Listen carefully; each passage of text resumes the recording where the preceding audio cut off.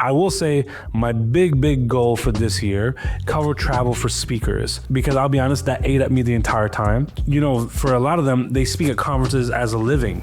And so for them to come down there, you know, they spent their own money. Man, do they feel like it's worth it? And the other thing too is like, I'm a very big believer in value for time. I take it like a very big burden. And so when people are flying from another state or another country to attend, I feel so much like pressure, like, am I at least making it worth their travel? Like, have I really considered this and that? And so I was beating myself up a lot during the conference because I just felt like, to me, in some areas, we were underperforming. What's going on, everybody? I'm Danny Thompson. I'm the director of technology at a company called This Labs. And I'm Leon Noel, Managing Director of Engineering at a wonderful nonprofit called Resilient Coders.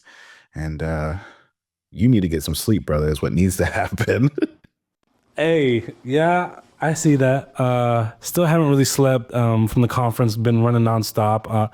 To be honest, like I was kind of, my whole idea now is like, if I front load some of the work, I can kind of just it'll make the rest of the year a lot easier going in 2025.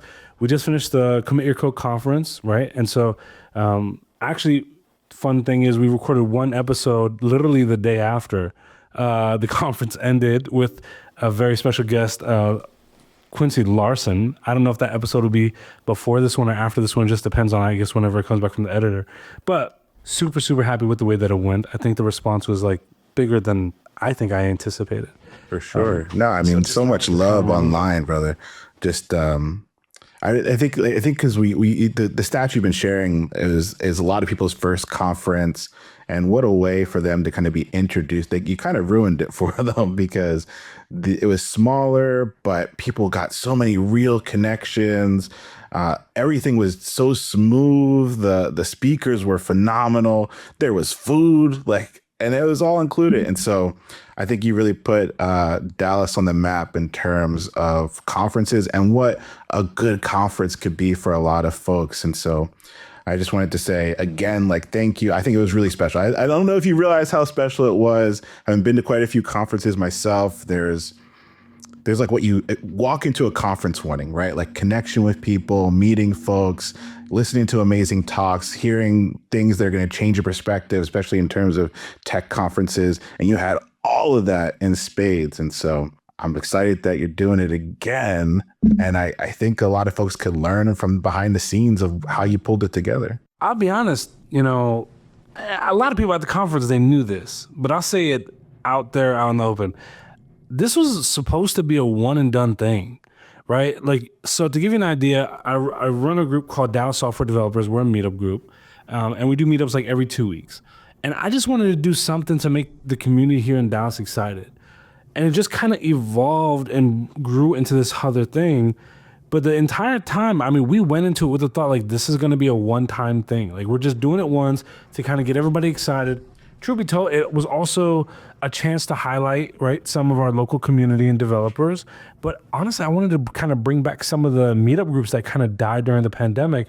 And I felt like this was a great way to kind of do that, right? And then as it kept progressing, even during the conference, as it was actively going on, I kept telling people, I don't think this is going to happen again. To be honest, being real, yeah. We definitely bit off a lot, right? Want to do it in less than 3 months. That's my bad, right? I had an idea, and sometimes when I have an idea, I just run with it. And I'm a big believer in failing fast, right? I don't want to sit on the idea. Is it going to work? Is it not going to work? And then a month goes by, and then I'm still mulling it over before I take action. It's if I got the idea and I can see a path, I'm running. And if I fail, that's where I live my mantra: fail, pivot, grow. Fail. I know exactly why I failed. I can now pivot to where I need to be, and I can grow within that environment, right?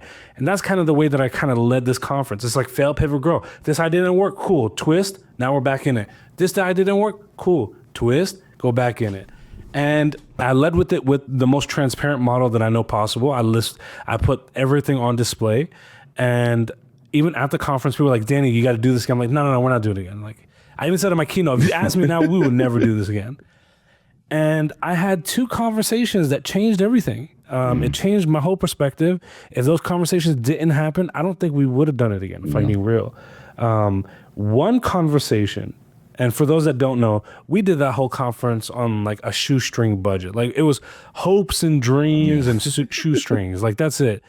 Every speaker, unlike other conferences that have very large budgets, you know, $200,000, $300,000, $400,000, we had 11 grand. And so for us, we couldn't afford to cover travel for speakers. And so at a normal conference, that is something that is covered right away, which to me just meant we're going to have a much smaller pool of available speakers, which is fine. We have a lot of speakers in Dallas that we can leverage. And even one of the speakers, you know, she came right out of our meetup group. She went through our cohort program. She ended up landing a job. She ended up coming back and leading a team in the cohort, which was a great team. And she gave her very first ever tech conference talk ever at the conference. It was phenomenal. And you know what's funny is I even saw pictures of like her cohort students and some friends. They went in there and they made signs out of paper plates that said go, and then her name is Yoon, so it said go Yoon. And I thought that was phenomenal, like that support and all that. And so that was kind of the goal. Like we just want to highlight some people. But next thing you know, we have all these speakers that are like, don't worry about it, I'm gonna pay my way. And I was like, when we got a couple, I was like, that's incredible. Then we got more than a couple. I'm like, what's happening right now? And so that blew our minds, to be honest with you. And obviously, one thing that I learned, and I say this very transparently, I messed up in underestimating how difficult it would be to get sponsors. I learned a couple things in that. Number one, the biggest hindrance was having the name charity in the title of the conference. So if in 2025, the word charity won't be in the conference title, but it will be on the website and all the signage and all the good stuff. But as we present it to sponsors, it's just going to be like, look, this is a tech conference. What we do with the ticket sales, that's our business. It has nothing, no bearing on your decisions here. But what we realized was it created like business liability, and also had to go through like all these additional checks. I don't think people know that, right? Like when, especially as I help run 2 nonprofits, when sponsors approach and I'm like, hey, like we're a nonprofit, they go, whoa, hold on now, wait a minute.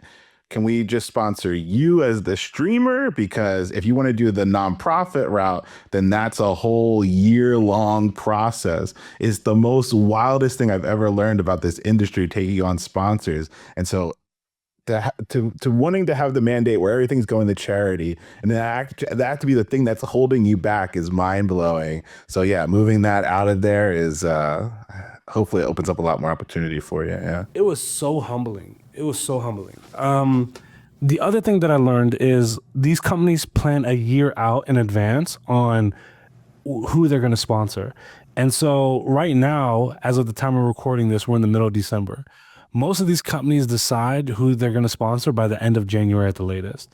And so part of the reason why I'm kind of running right now is to I've made a prospectus that I'm sharing, and I'm giving it to all the sponsors because I'm trying to get in before the end of January timeline. So if I can get in front of all of them now, my big goal, honestly, we don't really have a lot of needs with our conference. For us, if you saw it, we had an amazing food spread that I think for the budget that we had. And if you haven't seen it or the details, you can easily look on the very public financial postmortem. I even posted it on Dev too, so that way everyone can have access to it. But it detailed everything that we spent money on. And all the videos I saw of people taking pictures of the food, because there were like, as many conferences I've been to, the snacks are on lock, the water is there, the food spread, like it was a massive buffet.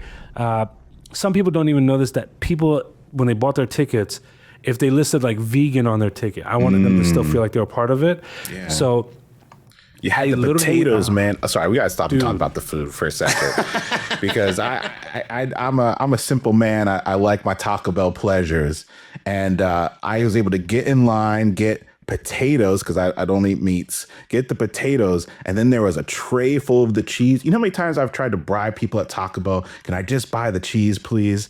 And they don't. And so people were taking videos of them making tacos and being like, oh my gosh, like I can't believe you can do it.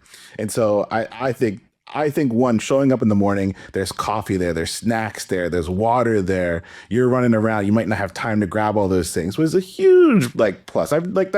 That's so rare. Normally I have to like give somebody, like I have to talk to somebody to get my coffee at a conference. You know, they want my email address or something. I just walked in, grabbed some coffee, was able to hang out with some folks. Lunchtime brought the whole community together. People aren't running away somewhere else, trying to meet somewhere else. No, they were all there in that hall eating together. I got to meet so many folks. And then throughout the day, to just have those small things there, it was huge. And I think it really had a big impact. Yeah. Yeah. So my strategy on all this was, how can I just create organic conversations? And that was my whole thought the whole time. Like, how can I just do that? Because number one, we all know the hallway track is a thing at a conference. Like, where you go to a tech conference, I keep realizing I walk away from this mic, and I know the editor got mad at me last time too. Because when I talk, man, I just go all over. You need to get like the boom mic. Yeah, that's the next goal. But then I got to get the audio interface, all this anyway. But no, so I was like focused on how can we just create organic conversations. For me, that's always been one of my favorite parts, but also how can I create it to where it doesn't feel like it's a big lift? And so I try to create those pockets. Like, for example, we didn't have a speaker room, right? That speaker area was like the chair, the couches that were in the center of the area. So what happened? The speakers ended up sitting there instead of hiding out in a different room, which ended up working in our favor because everything was just good. It was so good. I was excited. It was so good because so many people would just kind of congregate there, hang out. You got to meet more people. And I think there's so many little things that just made the vibe so different. And like when you go to certain conferences, you feel like there are the speakers and then everybody else. Right? Just felt like a mix of everyone, and you got to rub shoulders with everyone that you wanted to rub shoulders with. And yeah, it was special. I think even that little intentional piece was huge. Yeah, like I'm always I like how we were able to separate it. So like if the speakers wanted to hide out, they could and still do it in that area, but they were definitely incentivized to kind of walk out and talk to people and all that good stuff. And I remember Bree Hall, she said one thing. She's like, of all the conferences I've been to, I feel like I've talked to the most amount of people at this one. There was at one point where there was Jazz, she's out of Atlanta, and she shared a tweet, or I believe it was LinkedIn, but one of the two, where the day after the conference, she showed all her LinkedIn requests. It was 269. Wow. That's like after one event, right? That's you know, she was networking. She was going around, had to. But also shout out Bree. I got to have dinner with them for a little while. Yeah. They're changing the content game, man. Their TikTok is wild. I need to study. Honestly, me too. That was one thing that I learned in the conference, talking to some of the creators. I was like, man, I really need to get back on the content game in a more meaningful way. I will say that when it came to like some of the strategies with the conference, I liked the fact that we did the open networking sessions. I think that went really well. It was twofold. Number one, I knew like the first hour of the conference always kind of sets the tone for the day. And I've been to plenty of conferences where it always starts late. So ultimately what was supposed to happen was if the talks start late or go over time, it's fine because we have that buffer of the open networking. And so we can readjust everything back because it's just an open spot. It was strategically put there after the first two talks. Some of the volunteers forgot that part, and they were like very strict to the time. So even though a talk started late, they were like, sucks to be you, we're sticking to the schedule. And so they kind of missed that memo. So I felt bad about that after the first day. We adjusted on the second day, but the first day, two people, I think, they got kind of screwed over on that one. So I felt really bad about that. Yeah. I like Mark's talk. He was getting the hurry up. And the person does this. He's like, oh, we're getting the party started. Great. Let's get the party started. That was great. But timing, I think, was also a big difference in this conference that I think every conference needs to adopt it. The shorter speaking time. The number of people that were like, this is normally a 40-minute talk and we're going to do it in 25. And they still got through it and it was still great. It was phenomenal. And we didn't have to sit there for another 20 minutes of fluff filling the slides. Like, come on, I want the value. I want to know what you really care about. Like, what's different about this? And you gave it to me like real quick. Oh my gosh, that was so good. Yeah, we've been doing this even at our meetups for years, right? Where, for example, we do a theme that's called a night of, and we'll have it's my take on a mini tech conference. We have like 5 or 6 speakers. They do 10 to 15 minutes at the most lightning talks. But what I started noticing is people find it to be a challenge to set up that talk, but look at all the value that comes out of it. And these have become like our most popular meetups. And so what ended up happening was I realized they're moving their filler out, and they're having to be very concise and very laser focused on the topic. And in that 10 to 15 minutes, you're getting an immense amount of value. Yeah. And so I was like, it has to be the same thing for a regular talk, because so many talks that I've attended in the past at God knows how many conferences, I always feel the same way. Like, man, this is really drawn out where it doesn't need to be. And so by coming up with the 25-minute timestamp, I was like, this right here is going to keep them laser focused. Filler's going to be out of it. And it'll be a great way to be like, I can't take questions now because we have to be so focused. And for me, when it comes to a question, because I get asked on Twitter Spaces, I'll get a random question and I'm like, I don't know if this answer is going to be 1 minute or 15. And so that unpredictability of that question now leaves the conversation. And the way that I directed people during the conference was ask your questions on the Discord. We'll direct the speakers to the Discord, and they can have all the time. And from a speaker perspective, you're not getting what I call the quote unquote gotcha questions, where it's like in the spur of the moment, you don't know if you even want to answer this or not, or if you can answer it because of the company policy or whatever. And so I was like, this protects everybody involved. And the biggest thing is it gives them time to research to make sure they give you the right answer. And I think that's crucial. So super, super happy about that, the way that it turned out. The speakers were happy. I think the after party stuff that we did was also a big success. Obviously, we're not like the bigger conferences here, like the one that comes to mind is like Render ATL, where they have these massive, elaborate parties. Like, we're not doing that, unfortunately. We can't do that on our kind of budgets. But it was still super fun to kind of just get everybody together hanging out.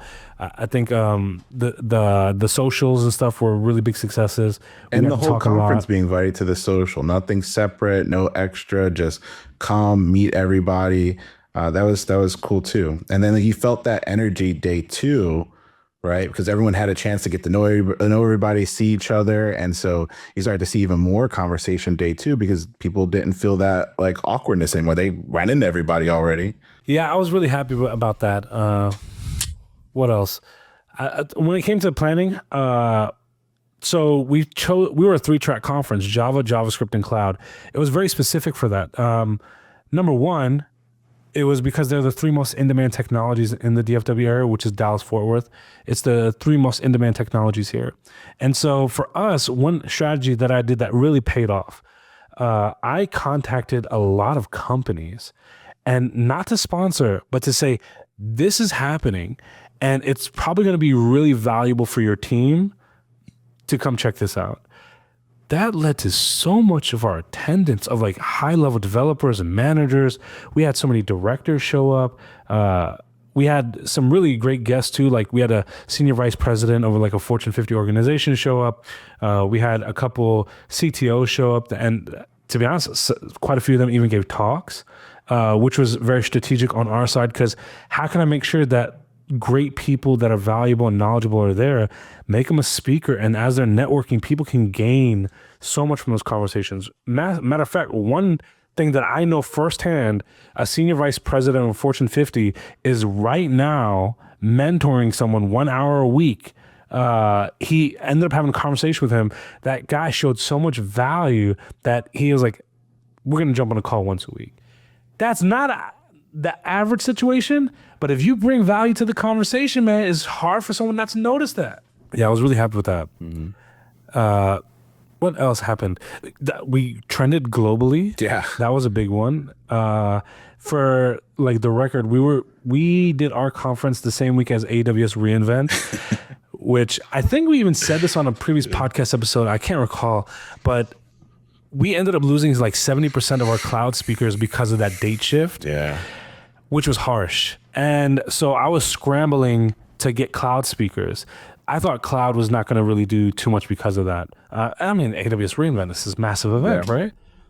Next thing you know, we're trending globally, and I'm getting messages from people at AWS reInvent saying my entire feed is commit your code. The FOMO and I was real. Like, and you know what I love the most is like all the speakers ended up finding people from their quote unquote communities, right? One person that Salt and Burn, Krista Mars, I love this guy. I knew him. We were friendly before that, but man, I really love this dude now. He's at DigitalOcean currently. Amazing speaker, amazing. And he's actually one of the reasons why we're even doing this thing again. He helped me see something that I just couldn't see. And basically he told the attendees in his talk, if you like this talk and you like this conference, there's one person you need to really relay that message to today. And he sent them all to me. And he said, I don't think you realize what's happening here. And the second conversation I had with him after that, I think I was supposed to say this in the beginning, I got sidetracked. But the second conversation was, one of the speakers that flew there, he was from Ghana. And he paid for his flights and spent 2 days traveling just to speak at the conference. And so obviously I'm like blown away by this. And so we're talking in that speaker couch area.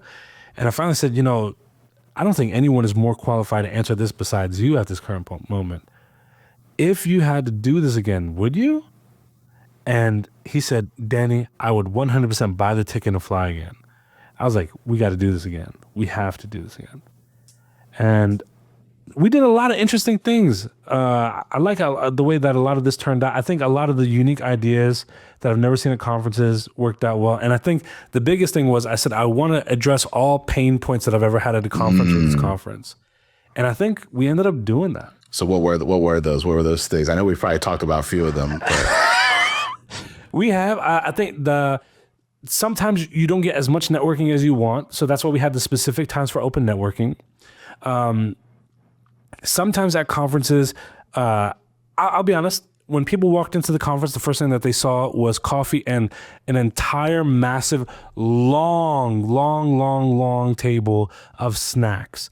And the reason why is when I'm meeting people for the first time, even now, I get nervous. And especially walking in a conference and imagine you're walking in for the first time. 44% of our attendees had never been to a tech conference a day in their life. Ours was accessible because it was $30, right? And to be honest with you, I take it as a very large responsibility when people pay to fly. Izzy is somebody, his name is Israel Santana, and he vlogged his entire experience. It was his very first tech conference ever. And he spent, like $560 on the hotel. He spent money on the flight. And so when you think about someone doing this for like a $1,000 conference, like that's such a massive amount of money. And so for this, I told people, I was like, you could fly here, pay for the hotel, get the ticket, and it's still cheaper than probably your average tech conference.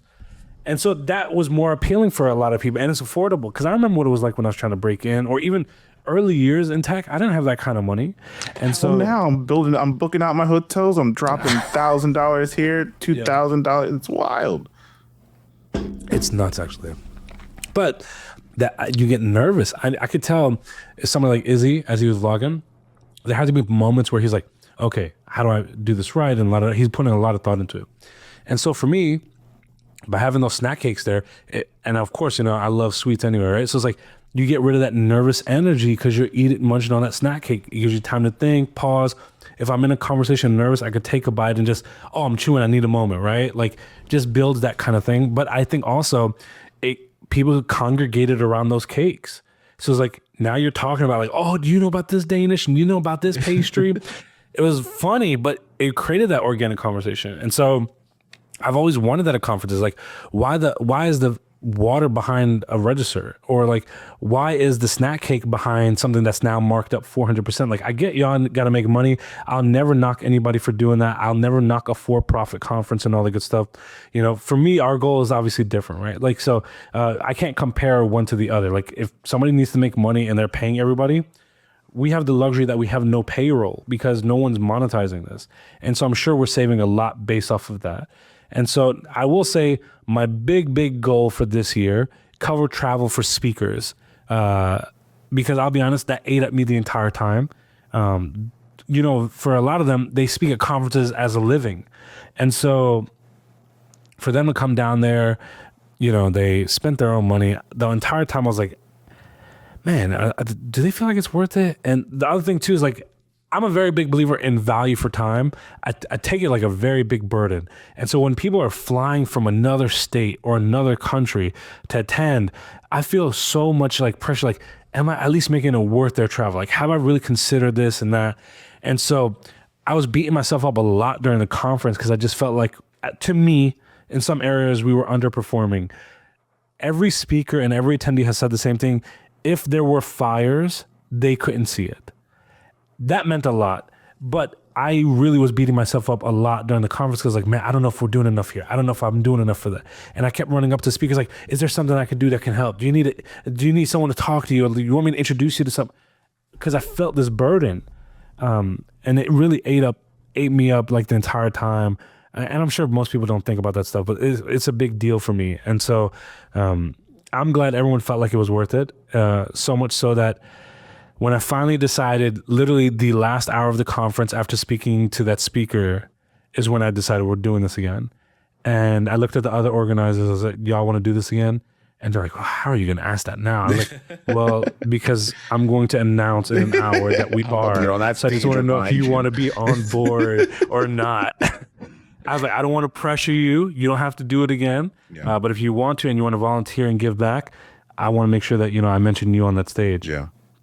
I guess so they all said, well, I guess we're doing it. Yeah, I guess a couple things there. One, I didn't notice any fires, which is pretty cool. Like I know that you were moving around, but I didn't see anything. It was going so smooth. The other thing too about like I definitely love that you're thinking about like the speakers and kind of they're on their own dime, but there's something like we all knew it was for charity, right? We all came because we knew it was for charity. We knew where the money was going, and you've been so open about that. So the people that showed up, they were there for the love of the game, like that's something that I think is really hard to replicate too. Like they were coming because they love you. They love the community. They had their communities coming. I had got to see 40, 50 folks from 100 devs there. I got to see one of my RC alumni on stage. Like that's community, right? Like we're there because of the community too. And so I think there's something unique about it being on their own dime. I love that you're trying to figure it out, but there was something there that was like, oh, you're here. I know you traveled from Portland. I know you traveled from Washington. Like you're here because there's something big, and it's that community aspect. I also think to a certain degree that because everyone knew it was going for charity, the vibe was so different than our average conference. Yeah. I'm very happy that was executed. I'll tell you some of the strategy. Yeah. Because I know this whole episode is supposed to be like behind the scenes, right? Yeah. So some of the strategies that I went into, this was my whole planning of the thing. Number one, the speaker time length being 25 minutes, it basically means including the buffer, we can get 2 speakers an hour. So that means the way that I thought about it is if someone's attending talks, that variety exists, right? And because it's 3 different tracks where one topic doesn't compete with another, meaning it was Java, JavaScript, cloud. You're not going to have 2 JavaScript talks at the same time. You're not going to have 2 Java talks at the same time. So you're not really competing for attention at that point, right? And so it's like, if you wanted to attend a JavaScript talk, this was there. Now, if somebody was cheating time by being in the hallway longer, they could be like, well, I'll pop into this next talk in 25 minutes because it's just 2 every hour. One thing that I did, though, is at other conferences that I've been to where it felt like big name speakers, people that I consider to be very notable in our industry. Sometimes people get so caught up in the hallway track that they would forget, and I've been guilty of this, that a talk was going on. So anytime I saw the hallway a little too busy, I would literally scream at the top of my lungs, not in a mean way, in a informative way. Hey, in room 1, we have this talk going on right now. In room 2, we got this one going on right now. In room 3, we got this one going on right now. It was a great reminder because I can't believe the number of times someone was like, oh, that talk, I got to run. Yeah. And so they would literally run to go hit that talk. And so I always thought it was a good reminder. It was a good way to kind of keep people feeling like they're getting value for their time. I think that's why, at least the feedback I've gotten is people have attended more talks than normal. Yeah. And especially with that being 2 days of momentum, there's so many talks you can attend at that point and get value from and take notes from. And it felt real. Like, I don't know. There's something like fun about you being in the hallway screaming at everybody. Like, hey, it's like, oh, wait, okay, that's what you're supposed to be doing. That's what we get back on track. Let's do this. And I think I'm back to some other conferences where I'm just kind of like ships passing in the night and I don't really know where I'm going. And I'm going to go find this other talk, but I don't know anybody's going to be there. So I'm walking by myself and then I don't know, but it was just funny to be like, oh, Danny said, go here. Everybody's like, oh, we'll go here. We'll go there. That was really neat, actually.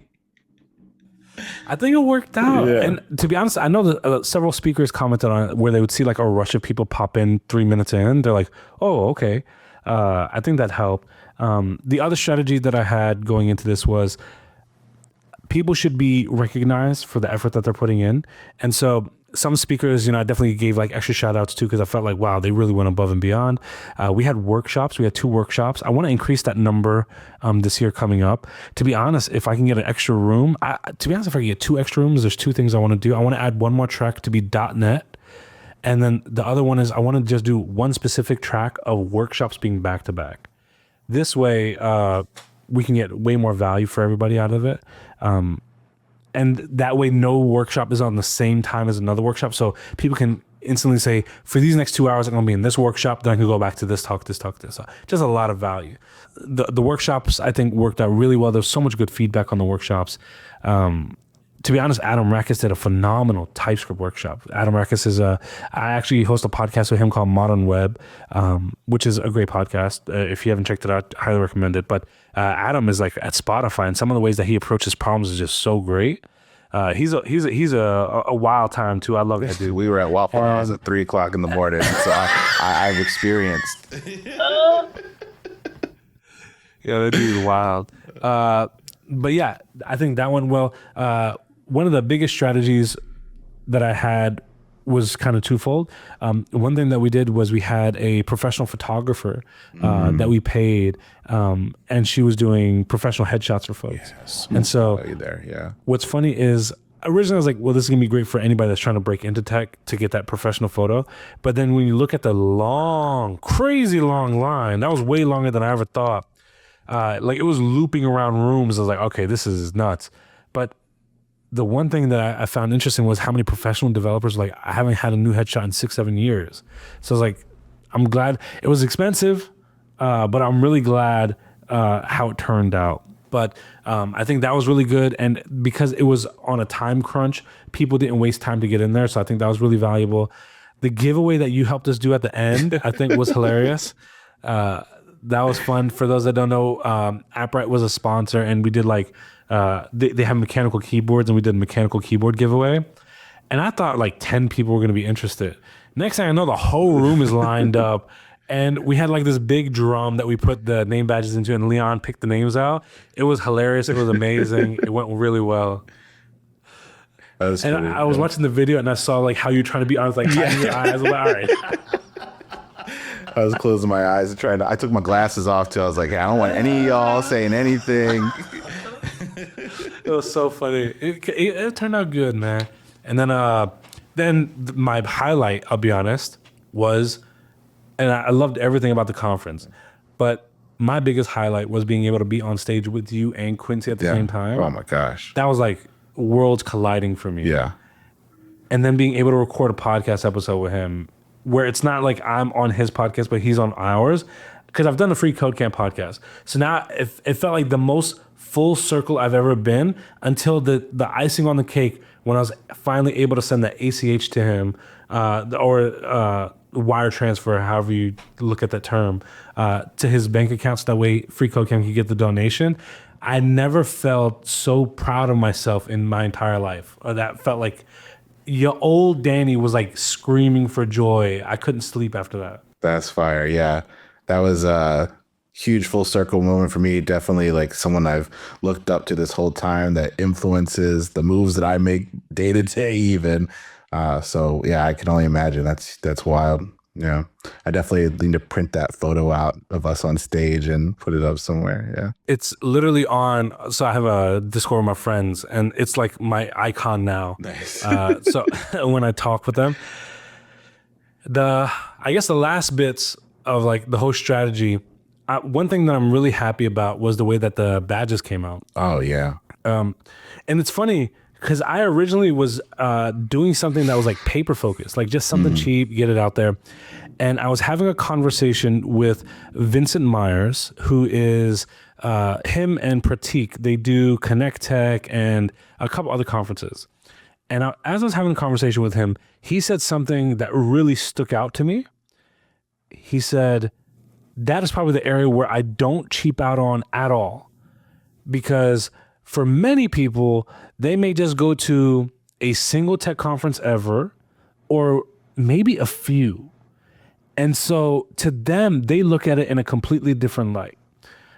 And I'm so glad I spent way more money on it. To be honest, I may spend even more next year.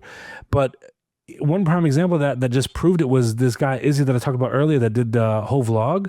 He was on another video, literally wearing the badge and showing it, and it's like a week after the event. So I'm like, I'm so glad that it turned out that way. But strategically, it worked out well. I think the image on it worked out really cool. People liked it a lot. I do have strategies for 2025 where my goal is if people sign up with a social on their ticket, then a QR code will automatically be on the badge where, like, if, for example, if it's their LinkedIn, any attendee can scan it and connect with them through that. So I want to, or maybe even one thing I'm thinking about is like making a link tree that I have like all the links that they want on there that'll generate automatically. Yeah. And so those are some scripts that I had in my mind of like, okay, we should do this, and that could make it more engaging and fun for people and stuff like that. So, and of course, biggest thing, like making connections. And I think, but you know, it was one photo that I saw, it just popped in my head now. There was one photo that somebody got of me and you. We were talking with a guy named Patricio, and I love this photo because I guess we said something hilarious because we were laughing. I remember. And I was rolling.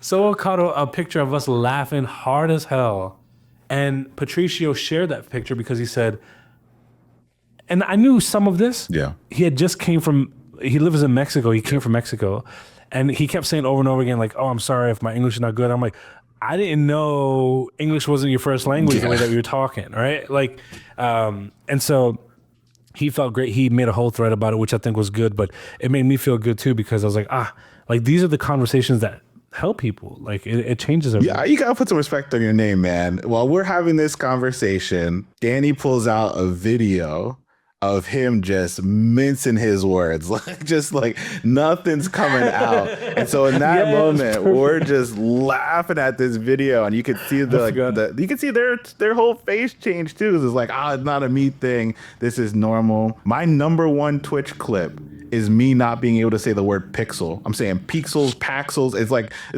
like 40 seconds of me not being able to say one word. And so like it happens. And I don't know, it's like those moments that are really special. And yeah, it's wild. That's why I got the photo. I think was Jasmine was doing all the photos, right? Like going around. Yeah, Jasmine Vo, huge shout out to her because she was one of the volunteers. We had amazing volunteers, and she decided to be a volunteer to just get photos of everybody. And some of her photos were killer.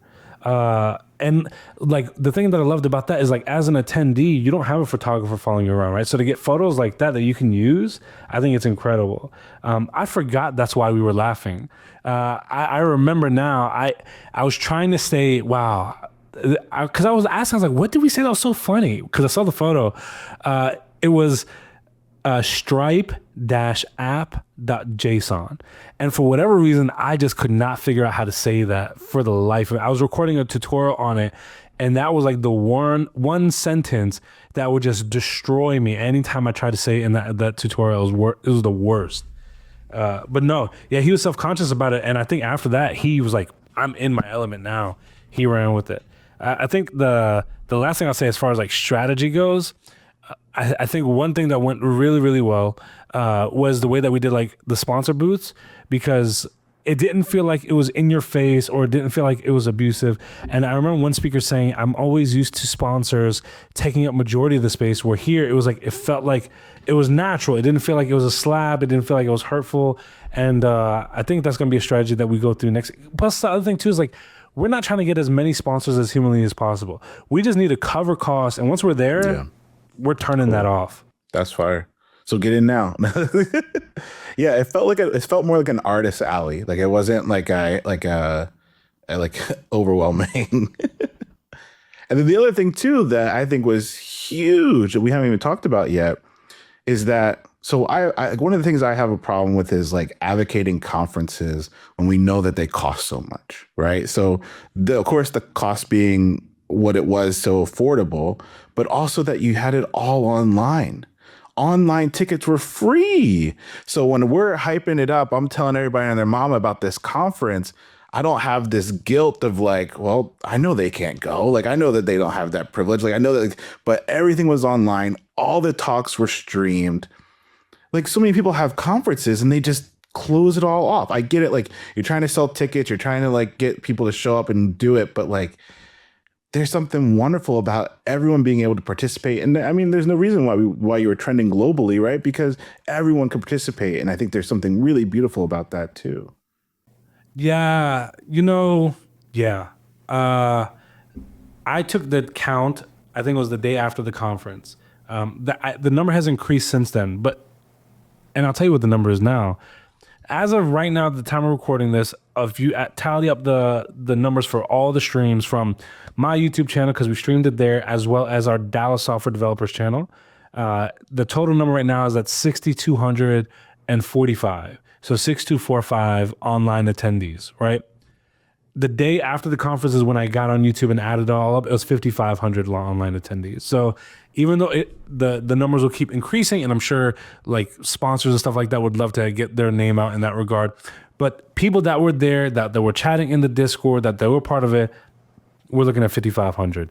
And so for me, it's like, by not streaming online, you're denying over 5,000 people resources. And so that's again why I say our goals were very different. Like my goal, I said it at the beginning and I said it at the end, my goal was to create a conference where everyone had access to resources and they weren't held back by location or income status. They could have access to the same educational resources. And I think it completely worked out the way that I was hoping it would. And so now we're planning for 2025. I am planning to make a bigger impact with it. I've got more ideas, some ideas that I had to cancel this year because of budget. And so that was the biggest constraint. I think about 5 specific ideas that I wanted to do were completely cut. And so one of them, I'll tell you the idea right now, and hopefully this changes the conference game. One thing that I wanted was, haven't you ever been at a conference and then you're having a great time, all this good stuff, and you get back to work, what is the first thing that your boss or manager will say? What did you learn? What did you do? What did you gain from it? That's what they always ask. And so one thing that I had the idea to do, but we couldn't afford the printing cost, was to have tons of like cheat sheets and printed out resources that would be in your swag bag when you sign in. And that way you have physical copies. So that way, if you do get caught up in everything and like you need to reference something quickly, number one, that's there. But number two, now you have all the stuff that you could read through. And so I want to do that for next year. We're going to have that 1,000% because now I'm making sure we have the budget for it. And I think that one's going to go really well. There's so many other ideas. Like the headshot one, I think went really well. I've got more ideas around that realm of stuff to like just improve people where I know for the average person it's out of reach. But like the photographer, people can't pay that kind of money. The photographer was like under $2,000. It was like $1,500 for 2 hours. So it's like you only got 2 hours to knock that out. And so I know there's people that'll say like, oh, I'll give back now, especially because like they know what the conference is or whatever. But for me, I'm a big believer too that if you're dedicating that time with your craft, like you deserve to be paid for it. I don't want to be one of those like, I'll pay you an exposure. Can you imagine all the people that'll sign? No. Get that paycheck because you deserve it. And to be honest, our photographer killed it. So I want to definitely do that again, but I want to add some more stuff there. I got some bigger ideas that I think, again, some of it were pain points that I felt at other conferences, but some of them I just think it's going to help folks. And so if we could do that, I think it'd be great. I guess kind of last question here. If someone is listening to this and they're kind of inspired to start their own conference, what's some advice that you would give them if they're trying to figure out planning and doing and all that fun stuff? Yeah, I would say do it. Number one, I won't say who I've had this conversation with, but I've had a conversation because after one thing that I loved the most was after the conference, everyone was talking about how they want to do meetups now and this and that. And of course, some of that's going to disappear because it's not easy to do a meetup. People just really underestimate how simple and easy it is. And so this person really wants to continue doing it. And he said, man, I had all these co-organizers and they've all disappeared. And I'm like, you can't wait for people to validate your idea. Like, even with this conference, I think anybody that helped out will tell you I probably did, I won't say a percentage, but a very large, vast majority of anything. And then pretty much like the week of or a little bit prior to that, people started jumping on. One person in particular, Braden Coyer, who's one of the organizers, he helped out with the website and all the good stuff. But the reality was I just ran with it. And so if you're bringing it to life, it's hard for people to be like, you know what, it's not real. It is. I don't wait for validation anymore. I just bring it to life and then people can see it. And so if you're thinking about doing a conference, don't try to rely so heavily on other people saying, I like your idea, I'm going to run with it. Start bringing it to life and you're going to find people jumping on after that, right? So you got to do some of the heavy lifting first. And to be honest, when it comes to the conference, what are the two biggest heavy lifts? Venue and sponsors. Once you lock that in, the rest starts falling into place because now you know what you can work with. I will say for us, we had to be very frugal when it comes to food. I know a lot of conferences don't. I would say if you're trying to do I guess what people call this is a community conference because it's not seen as like a high-end conference and stuff like that, which I think is fine. I would say don't try to operate like a high-end conference. Like know where you are. And so if you got a $5,000 food budget, don't act like you have a $500,000 food budget and kill yourself.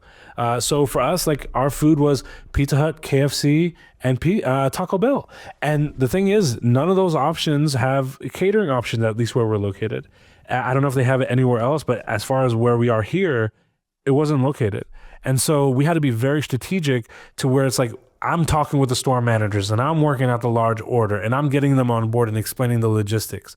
To be honest, gas station Danny made a comeback for a little bit and he was helping them out in the kitchen explaining how we were going to do stuff. So maybe that's an advantage I have.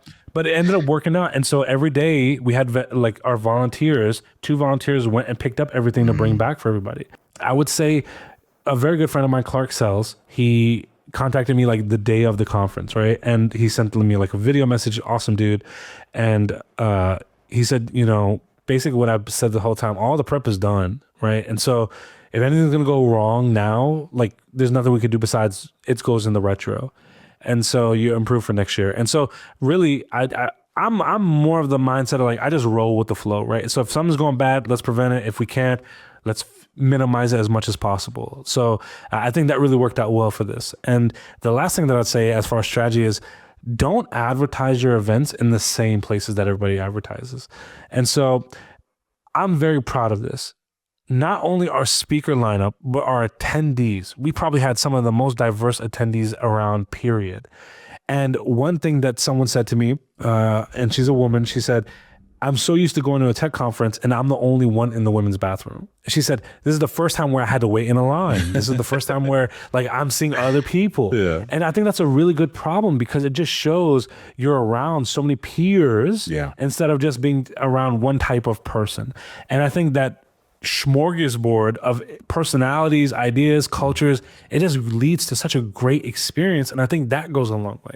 And so for me, it's like, if you feel like you're not getting a lot of women at your event, you need to go advertise and talk and go out of your way to make sure that they're seeing it.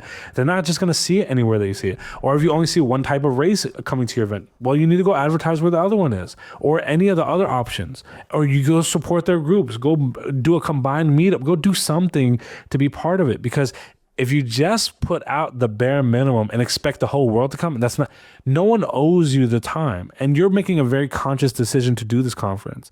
So you need to make sure you're going out of your way so that way everyone kind of sees it. So I'm really happy at what we had there. I remember one person saying this is the most diverse speaker lineup they ever saw. That meant a lot to me too. And so I think that really helps out a lot. And so if you start doing stuff like that, the rest kind of falls into place. Food is a big factor. The venue is a big factor. Sponsors are a big factor. Speakers are a big factor. But I'd also say, don't even worry if you don't get big name speakers. Like, it's cool, right?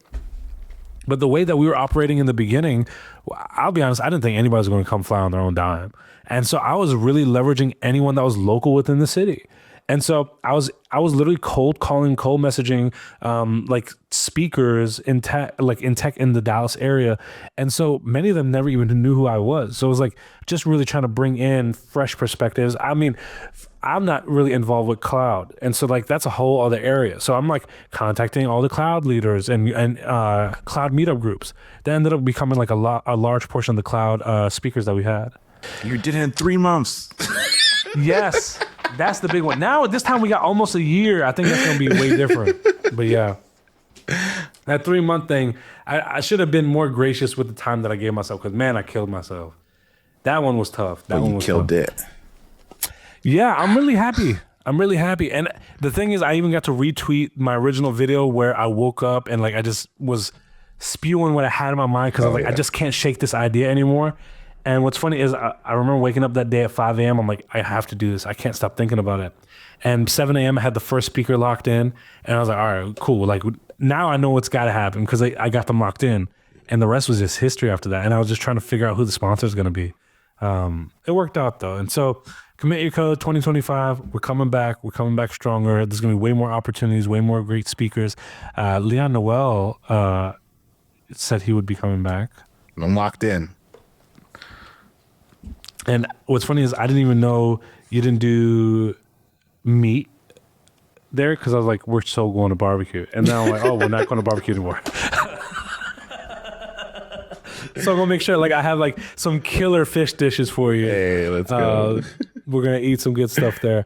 But one thing that I'll say, only because I wish more people saw it, if you have any dietary restrictions on the ticket, please list it because only 4 people listed that they were vegan. And so we went out of our way to get them vegan food. And I'll be the first one to say, I'm not knowledgeable on that stuff. So I had to do like so much research.